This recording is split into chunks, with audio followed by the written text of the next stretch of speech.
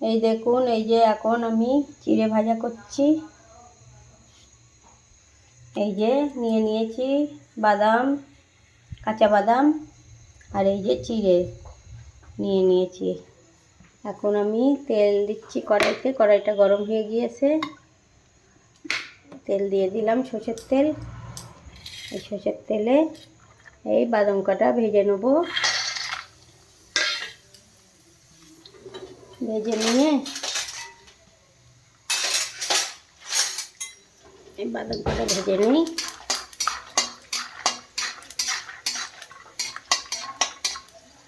বাদাম কটা ভেজে নিয়ে তারপরে চিড়েটা ভাজা।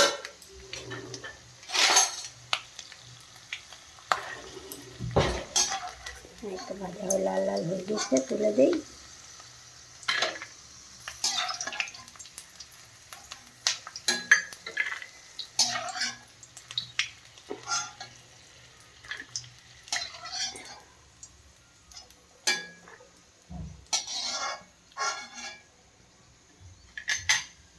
এখন এই তেলে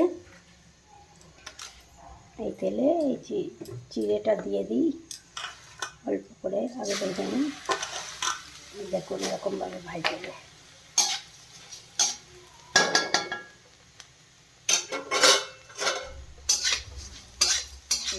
এরকমভাবে ভাজতে হবে।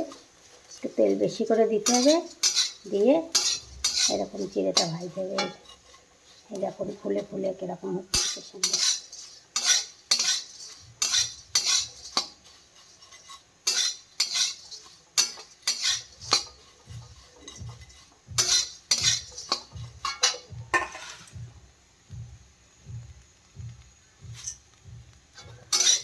এই দেখুন এই লাল লাল হয়ে যাচ্ছে।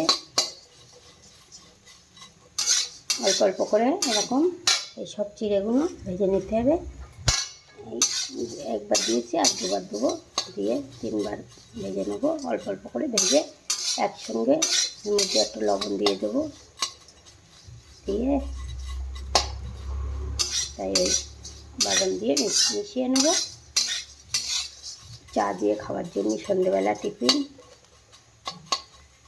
চা দিয়ে বেশ ভালোই লাগে চিড়ে ভাজা। আমার তো বিশাল ভালো লাগে। আপনারা যদি এরকমভাবে বানিয়ে রাখতে পারেন, আপনারাও চা দিয়ে খেতে পারবেন। আপনারাও বানাবেন এরকমভাবে চিড়ে ভাজা।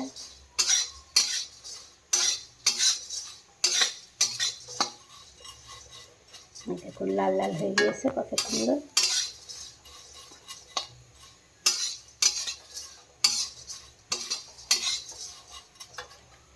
এই যে একটু লবণ দিয়ে দিলাম।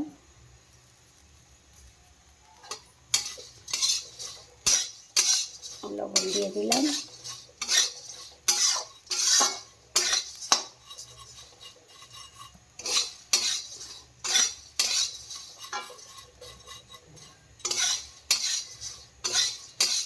এবার এটা ঢেলে নিই। এটা লাল লাল হয়ে গিয়েছে। আর একবার তেল দিয়ে দিলাম, আর একবার তেলটা চিড়ে দিয়ে দিলাম। আবারও ভেজে নিই খানিকটা। দুবারে হয়ে যাবে ব্যাস। দেখুন ফুলে ফুলে কি সুন্দর ফুলে ফুলে যাচ্ছে। এরকমভাবে ভাজলে কত ভালো থাকবে। আপনারা যদি এরকমভাবে ভেজে একটা কৌটোর মধ্যে ভরে রেখে দেবেন, সন্ধ্যেবেলা রোজ চা খাওয়ার সময় অল্প অল্প করে খাবেন, তো ভালোই হবে। সন্ধ্যের টিফিনটা ভালো জমে যায় রোজ অল্প অল্প করে খেলে। তা আপনারাও এরকম বানিয়ে নেবেন। আমি যেরকমভাবে বানাচ্ছি এরকমভাবে আপনারাও বানিয়ে নেবেন।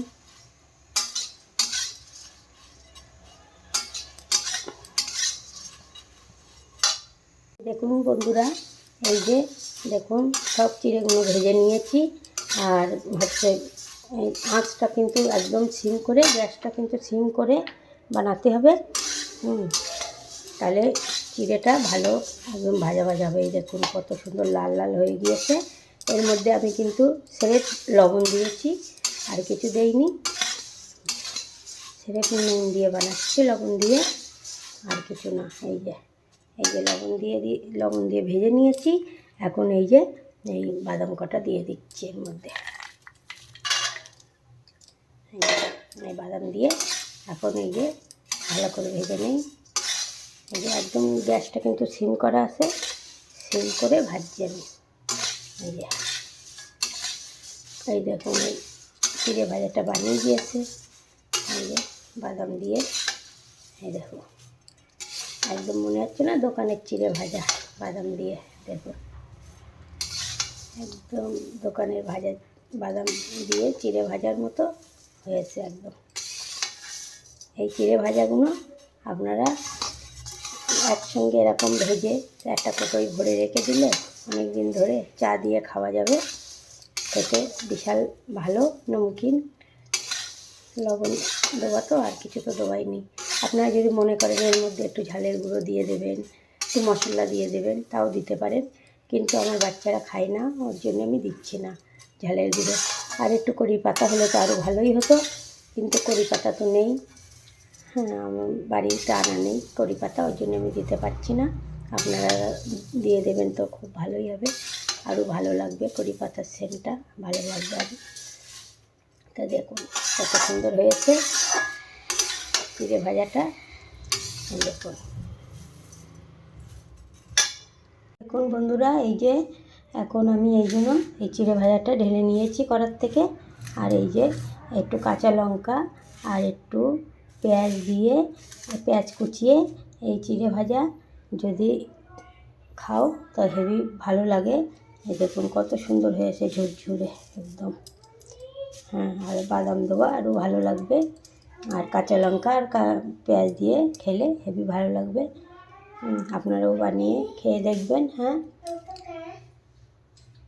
গে কিসি কে ঘরে আ রে, बैठ जा 2 मिनट দোকান। তো বন্ধুরা, আমার ভিডিওটা ভালো লাগলে একটা লাইক কমেন্ট শেয়ার করে দেবেন আপনারা।